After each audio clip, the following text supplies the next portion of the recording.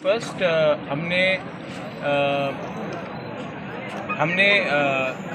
क्या बोलते हैं कि आज हौजागिरी फेस्टिवल के दिन, आज हौजागिरी के दिन में हमने स्टेट हॉलिडे अनाउंस किया था। इससे पहले कभी भी एडीसी में कभी भी छुट्टी नहीं दिया गया था। ये पहले बार हमने किया है, क्योंकि अगर हम लोग काली पूजा में छुट्टी करते हैं, कब हम क्रिसमस में छुट्टी करते हैं, ईद में छुट्टी करते हैं, मे डे में छुट्टी करते हैं, तो हम अपने तिपरासा के ट्रेडिशनल फेस्टिवल में अपने तिपरासा को मौका क्यों नहीं दे कि यहाँ भी उनका छुट्टी हो, ऑफिस बंद हो, सब लोग शामिल हो। सेकेंड, एडीसी ने 1 लाख रुपया अनाउंस किया।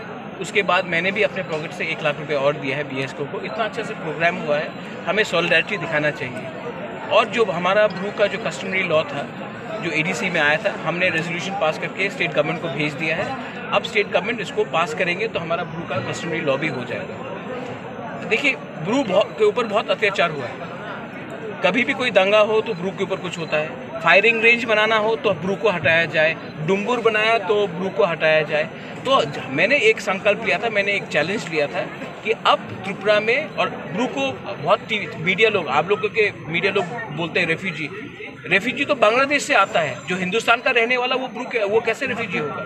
तो मैंने एक चैलेंज लिया था कि ब्रू को त्रिपुरा में रखेंगे, ब्रू को अधिकार देंगे, तिपरासा को अधिकार देंगे, और ब्रू को हानि भूसा बनाकर हम त्रिपुरा को आगे ले जाएंगे, अपने तिपरासा को। और इसके लिए मैं आज अगरतला से यहाँ आया हूँ, क्योंकि मैं अपना सॉलिडारिटी दिखाना चाहता हूँ।